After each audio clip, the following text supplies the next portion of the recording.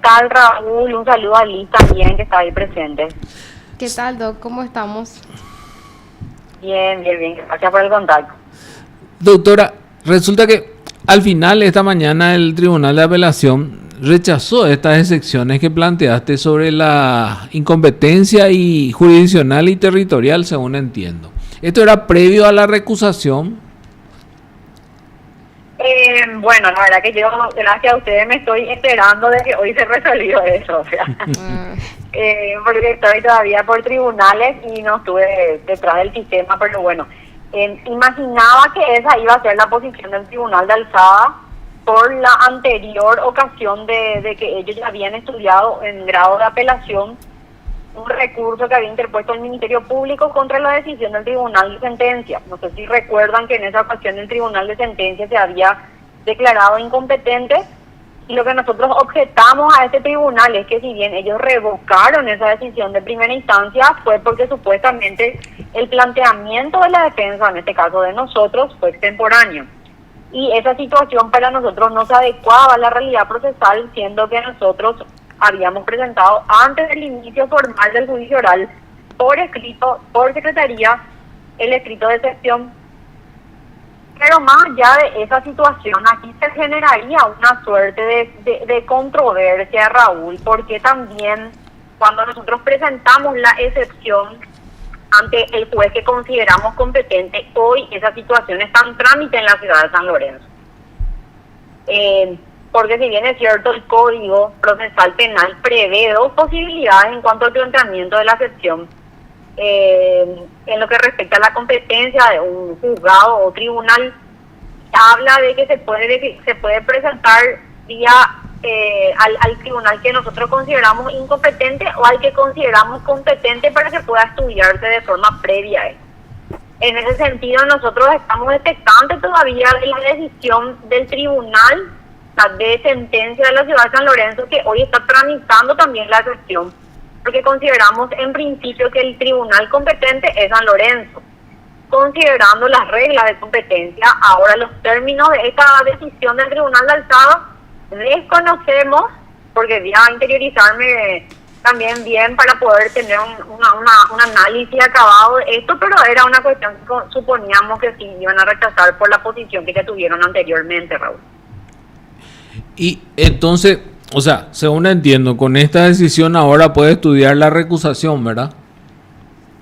Puede estudiar la recusación que hemos planteado, pero también por otra parte recordar también que hemos presentado la excepción de competencia ante el tribunal que nosotros consideramos que sí es competente, y ese tribunal sustanció nuestra excepción y ha pedido que se remita todos los antecedentes al Tribunal de San Lorenzo. En esa etapa procesal estamos, y esperando también el análisis correcto de este tribunal en lo que respecta a la excepción que habíamos planteado. Y si obviamente se declara competente San Lorenzo, ahí tendríamos una suerte de contienda también de competencia, porque hoy ante esa excepción se pidió que se traigan a la vista todos los antecedentes del principal en sí, que se había pedido al Tribunal de Sentencia de Asunción. En síntesis, entonces, esto puede ser para rato dependiendo de que se da la posibilidad que dos tribunales de apelación se declaren competentes, tienen un conflicto de competencia positiva. Así mismo, porque hay un tribunal de sentencia que hoy, por imposición del Tribunal de Alzada, está dirimiendo en un proceso que no debería de dirimir, a nuestro entender. Y por otra parte, ahora tenemos una sesión que está tramitándose, y esperemos saber también la posición del Tribunal de Sentencia de San Lorenzo, ¿verdad? Tribunal de Apelación. Al análisis táctico. Tribunal de Sentencia de San Lorenzo. Sentencia de San Lorenzo. Ah, ya. Pero, porque la excepción se presentó en San Lorenzo a los efectos de que ellos puedan estudiar si son o no competentes. ¿Y quiénes son los miembros ahí, doctora? Y te voy a facilitar ese dato, porque hasta donde tengo es el dato de la doctora, una de las miembros, que es la presidenta. Del resto desconozco, porque estaba en proceso de integración, ¿verdad? Como recién también estaba en proceso de sustanciación, pero sí la presidenta del tribunal ya había ordenado que la remisión del principal a San Lorenzo. ¿Y quién es la presidenta, doctora? Te voy a facilitar ese dato un ratito, si me permiten. Sí. Ratito, si me permiten, le voy a mencionar quién es la presidenta de es la doctora Rojas, si mal no recuerdo, pero les reconfirmo esa información. El Tribunal de Sentencia número 4 de Central es, pero les confirmo el dato de la doctora. Entiendo. Cuando tenga nomás. Y cambiando un poco el tema, doctora. Sí. Este chat entre el juez de Santa Rosa y la abogada Ilsa Paredes, ¿encontraron algo más en los chats? ¿Qué es lo que se dio ahí, doctora? Bueno, en lo que respecta a los chats, bueno, estas conversaciones se obtuvo mediante una extracción de datos del aparato celular de la profesional Ilsa Paredes. Ella está procesada, hoy acusada en el marco de una causa que ustedes también en algún momento tuvieron cierta cobertura, que es la causa donde resultan víctimas de estafa unos colonos por la suma de $1.600.000. Recordar a la audiencia de que la vivienda de la doctora Ilsa Paredes, en conjunto a otros procesados, fue allanada y en el procedimiento se incautó los aparatos celulares de ella y de los otros dos procesados. Después de mucho tiempo, porque esta resolución que ordenaba la extracción de datos ya había salido en enero del 2025, después de muchas dilaciones y trabas que también se puso, se llegó a concretar esta extracción más o menos en noviembre, y a partir de eso, en la búsqueda de información que vincule a Tierra, Inder, familia Friesen, en el proceso de filtración se obtiene conversaciones que en principio desconocíamos de quién trataba, pero que era aparentemente una conversación de quien tenía a su cargo el juzgamiento de determinados casos, ¿verdad? Porque cuando comenzamos a buscar los datos de la familia Friesen en este buscador de información dentro de la extracción de datos, vemos después que había un intercambio de resoluciones judiciales entre la abogada y el magistrado, en este caso el doctor Nelson Mercado, porque después sí pudimos verificar de que había una nominación como Mercado, y después en el extracto de conversaciones y del envío de captura de pantalla se pudo verificar que eran resoluciones que emanaban de ese juzgado. Y así es que se pudo determinar que efectivamente eran conversaciones mantenidas entre la profesional y el mismo juez. Y donde ahí encontramos conversaciones que no solamente vinculaban a nuestra causa, sino a otras, y donde incluso se requería sumas exorbitantes de dinero a cambio de presuntos beneficios, ¿verdad? También dentro de estos procesos.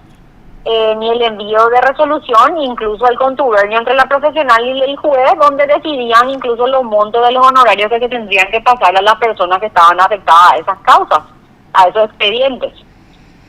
Y bueno, esta situación para nosotros obviamente nos sorprendió, si bien en algún momento sabíamos de que como profesional de la zona tenía ciertos beneficios, pero nunca imaginamos que había hasta negocios comerciales vinculados al magistrado y a la profesional, y donde mencionaba a este magistrado que tenían un jefe en común, incluso de cómo él tenía que dictar sus resoluciones totalmente sometido al parecer de la profesional abogada, ¿verdad?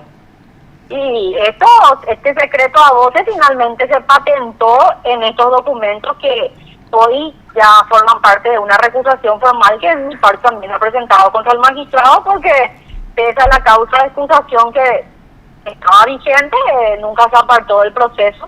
Esto tendría que haberse dado desde el inicio, y además estamos hablando de presuntos hechos punibles que se estén cometiendo dentro de estos expedientes, ¿verdad? Doctora, hay que auditar. Sí. Bueno, y esto forma parte de la investigación. Hasta ahora no hay ningún proceso en contra del juez.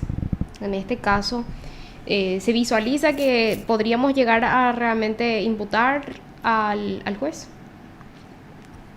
Claro que sí, ¿verdad? O sea, si bien son elementos indiciarios, pero para nosotros bastante contundentes.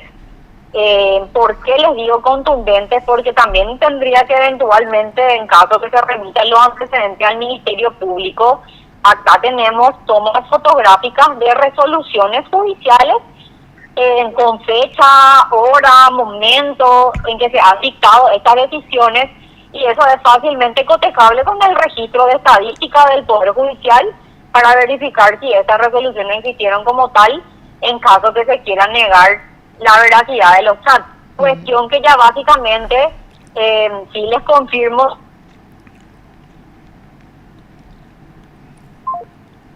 ¿Qué pasó? Vamos a tratar de retomar la llamada con la abogada, se cortó. Pero fuerte lo que está contando Raúl. Sí, realmente tenemos un posible cohecho pasivo agravado. Pedido de dinero, que eso terminó en varias resoluciones. Hola, doctora, sí, se cortó la llamada.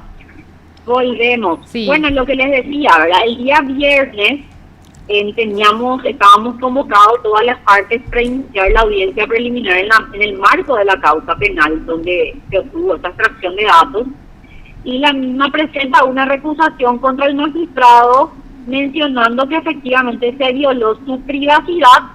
Por eso se publicaron estos chats en los distintos medios de comunicación, entendiendo esta parte que la misma asevera con ello el contenido de esas conversaciones, de la veracidad de esa conversación. Lo que genera para nosotros mayor impotencia, incluso como profesionales, de estar litigando en una total desventaja, desigualdad, y no solamente eso, sino también siendo prácticamente víctimas de actos de corrupción, en donde no solamente involucra a un juez, sino a los mismos auxiliares de justicia, en este caso a la abogada, en quien finalmente tenía el control del juzgado de Santa Rosa de la Guardia. Realmente. Y bueno, vamos a esperar, doctora, saber cómo sigue, porque son realmente varias cuestiones acá, indicios fuertes también en contra del magistrado, y esperemos realmente que, a pesar de los años, porque yo sé que esto es una causa de hace años ya, que ustedes vienen trabajando por él, que se pueda ver también en la responsabilidad del magistrado, en este caso, doctora, a ver un poco si qué es lo que decide también la Fiscalía. Sí, hay conversaciones de largo tiempo, pero también hay conversaciones que en cierta medida también creemos que se llegó incluso a borrar conversaciones del año 2024, porque tenemos estos elementos indiciarios para confirmarte eso por el trabajo también que hizo el perito de extracción, donde verificó que se han borrado información de estos chats, pero muchos de estos chats son del año 2023, 2022, o sea, la acción penal que podría afrontar hoy el juez podría también, en cierta medida, por determinadas circunstancias que forman parte de la conversación, estar vigente, ¿verdad? Ahora, que haya voluntad de que efectivamente se hagan la remisión correspondiente a la Fiscalía, eso es un tema, pero de nuestra parte, por lo menos, y aparte de la auditoría, analizaremos si nosotros mismos presentamos la denuncia ante el Ministerio Público, ¿verdad? Entiendo. Doctora, antes de irse, no tiene el nombre del juez, de la jueza esta. El juez de la jueza de San Lorenzo. De San Lorenzo. Ya en un ratito te confirmo eso, solamente que estaba hablando con Leticia ustedes. de Gasperi. Gloria Garay. Ah, Gloria Garay. Ya. Le facilito igual ahora también a ustedes los datos del expediente que se está tramitando en San Lorenzo, que es el Tribunal de Sentencia 2 de Fernando, y se recibió ante el despacho de la doctora Gloria Garay. Espectacular. Doctora, le agradecemos mucho su tiempo. Muy amable. No, a ustedes por el contacto y bueno, buena tarde. Igualmente, doctora, muchas gracias. Hasta luego. Hasta luego. Usted está escuchando PDS.